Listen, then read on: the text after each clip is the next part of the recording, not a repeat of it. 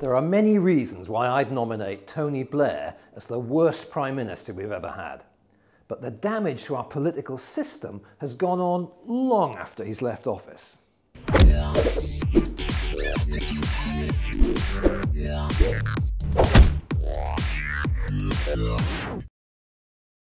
I'm grateful to Simon Cooper of the Financial Times for giving a name to the unsightly phenomenon of ex-leaders who sell their contact book to the highest bidder. He calls it Blair disease, and I can't think of a more appropriate moniker for a trend that threatens the very core of our democratic system of politics. I suppose nothing should surprise me in a world where a warmonger like Blair is given the role of Middle East peace envoy. It comes with a chunky six-figure salary, an expense account big enough to cover permanent use of an entire floor of a five-star hotel, but that was only the beginning. He set up a consultancy business, creatively named Tony Blair Associates, from which he's conjured up contracts with oil-rich Kuwait and that warm and cuddly regime in Kazakhstan. For some reason, he's in demand as an advisor to American investment bank JP Morgan Chase, who pay him a cool $2.5 million a year, and the huge Swiss insurer Zurich, from whom he trousers another $1 million a year. According to This Is Money, he may have banked as much as 80 million quid since leaving office.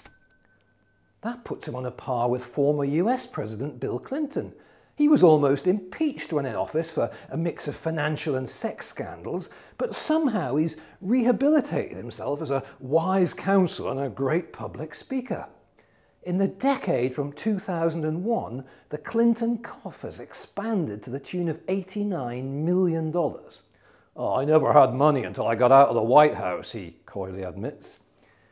On one level, I'm tempted to say, good luck to these guys. If rich companies or after-dinner audiences want to hear them pontificate on world affairs, what's the harm?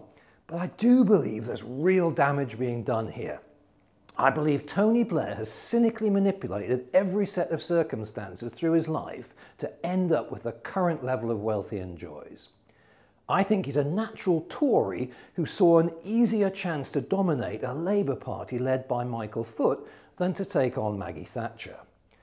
The tragedy of John Smith's early death looks even more poignant in hindsight, as he could have spared us the Blair legacy.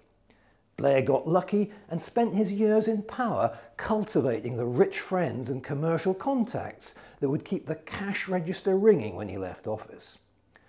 The lure of these riches is attracting a new kind of cynical career politician. They get to the top early enough in life to leave it all behind in their 40s before cashing in big time.